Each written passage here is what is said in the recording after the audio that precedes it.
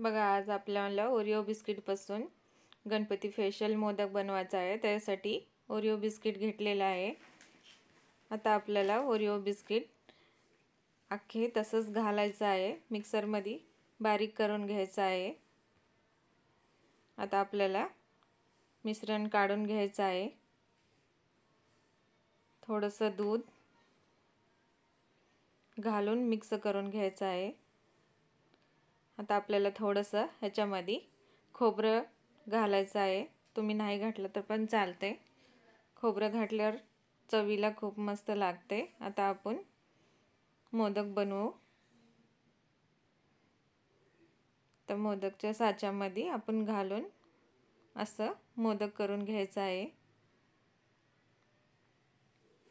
बघा किती मस्त आकार आलेला आहे।